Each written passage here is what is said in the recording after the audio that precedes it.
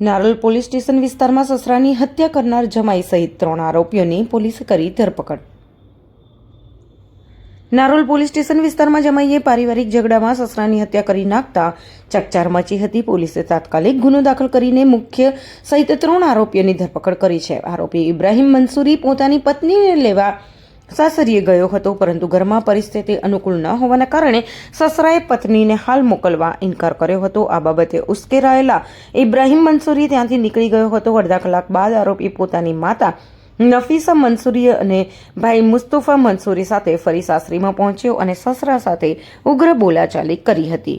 આરોપીએ સસરાને ધક્કો મારીને નીચે પાડી દીધા હતા. ત્યારબાદ ભાઈ અને માતાએ વૃદ્ધના હાથ પકડી રાખ્યા અને ઇબ્રાહીમે ચાકુ વડે છાતીના ભાગે અનેક ઘા મારીને હત્યા કરી નાખી હતી. ઘટનાની જાણ થતાં જ નારોલ પોલીસનો કાફલો સ્થળ ઉપર દોડી આવ્યો હતો અને ગુનો નોંધીને તપાસ હાથ ધરી હતી. નારોલ પોલીસ દ્વારા ગણતરીના કલાકોમાં જ 3 આરોપીઓને ઝડપી પાડવામાં આવ્યા છે અને આરોપીઓ સામે હત્યાની કલમ હેઠળ ગુનો નોંધીને કાયદેસરની કાર્યવાહી હાથ ધરી છે.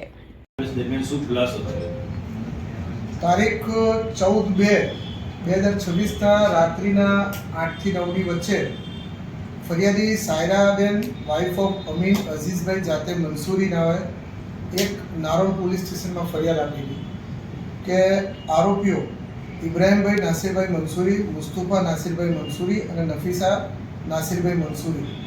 ઇબ્રાહીમભાઈ પોતાના સસરાને પોતાની વાઇફ અહીંયા પિયરમાં આવ્યા પછી પરત મોકલતા નથી તેમ કહી અને ઝપાઝપી ઝઘડો કરેલો, ગાળાગાળી કરેલી અને પોતાના ભાઈ તથા મધરની સાથે રહી અને આ મરણ જનાર છે જે અઝીઝ ખાન સિદાર ખાન મંસૂરી ઉંમર 55 એમને ગંભીર ઈજા પહોંચાડી છરીથી અને મોત નિપજાયેલ છે.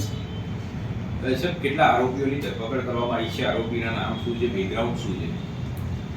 આરોપીઓ ઇબ્રાહીમ નાસિરભાઈ મંસૂરી, મુસ્તફા અને નસીફા વગેરે દાણી લીમડાના રહેવાસી છે અને મરણ જનારના બેભાઈ છે. સામે એમના દીકરાના વાઇફ છે એ અહીંયા પિયરમાં હોવાથી ઘણા બધા દિવસનું રોકાણ કરેલ હોય અને એનાથી નારાજ થઈ પોતે સાસરીમાં આવી અને પોતાના સસરા ઉપર હુમલો કરી અને મદદગારીમાં એમનો ભાઈ અને તેમની માતા પણ સાથે રાખી ગુનો આચરેલ 3 આરોપીને પોલીસે અત્યારે અટકાયત કરેલ છે અને પૂછપરછ ચાલુ છે.